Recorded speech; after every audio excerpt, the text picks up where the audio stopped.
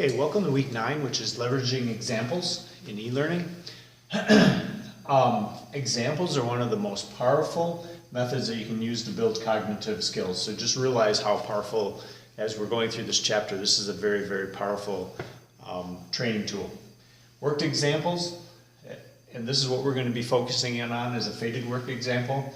It's a step-by-step demonstration of how to perform a task or to solve a problem. Okay, so the benefits behind that is by using a worked example, you can increase the cognitive load of your trainee, because what you're doing is you're, in a sense, you're borrowing knowledge from another person through this example and providing that knowledge to that person, thus reducing the cognitive load. They can understand the process to that.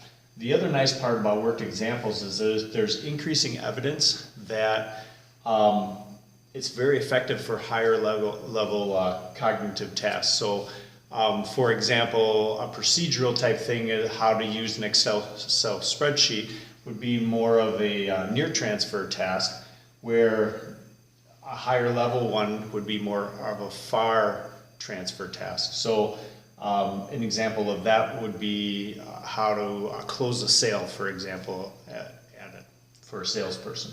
So that is leveraging examples. Now, if we want to maximize the benefits of our worked examples, okay, we have 5 things that we can take a look at, and they discuss this throughout the chapter. The first one is fade from your worked example to the practice problem. So basically what you want to do is you want to be able to demonstrate how to solve a problem, okay, or a task, and you provide the whole thing there, okay, all the steps. Then the trainee can see that. Then from there, you pull back and you take away a step or two. And then that's an opportunity for the trainee to fill in those steps and to provide, and then you can provide them some feedback. Finally, you're going to release so much responsibility from the trainer and put that responsibility on the trainee to the point where they're completing all the tasks or all the steps in the task. So that's fade from a worked example to a practice problem, and that's going to be our focus for our assignment this week.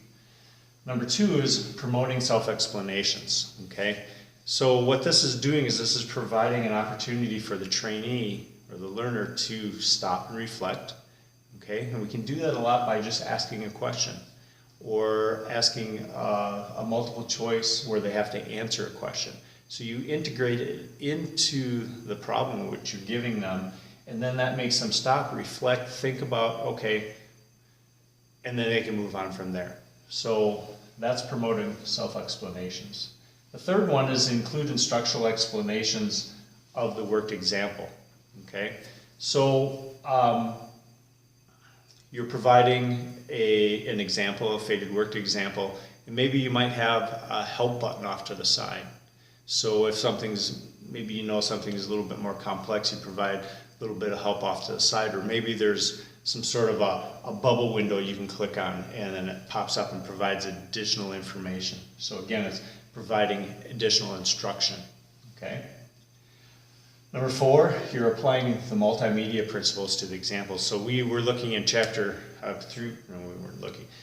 from chapter 4 till 210, we were looking at how to utilize graphics, audio, text, sequencing, and doing that all in an appropriate fashion so we can maximize our learning, okay? So we don't want to violate any of those principles as we are creating a faded work example.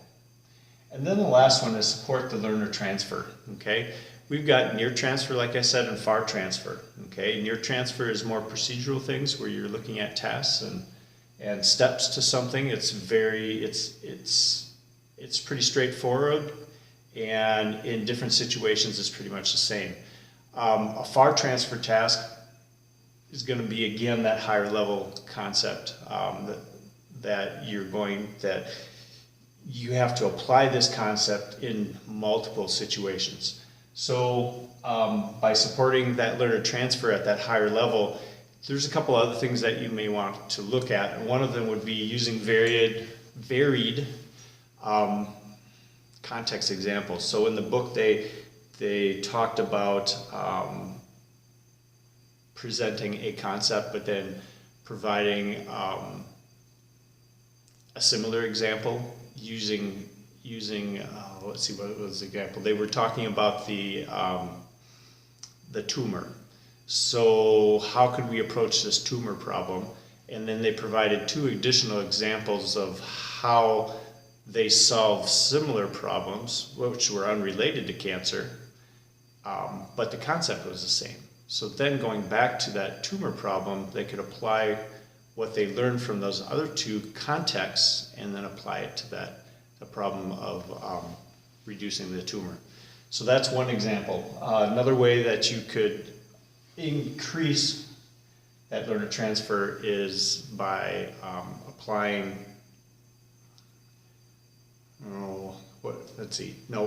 it's the self-explanation. So we talked about right here, promoting self-explanation. This is very important to support that transfer, providing opportunity for them to stop and reflect, stop and think, answer questions, those types of things. And then the last one here that will help support learner transfer is related to active comparisons of different situations, okay?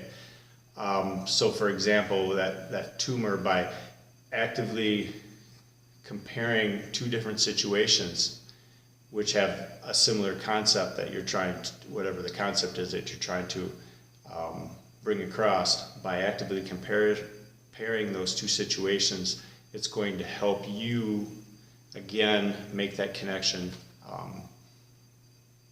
when you're in the workforce in whatever situation or that you may fall into. So that is leveraging examples in a nutshell. Again, the faded worked example is the one that we're going to focus in on, and it's very specific about what we're going to take a look at, and we're going to talk about that in a second.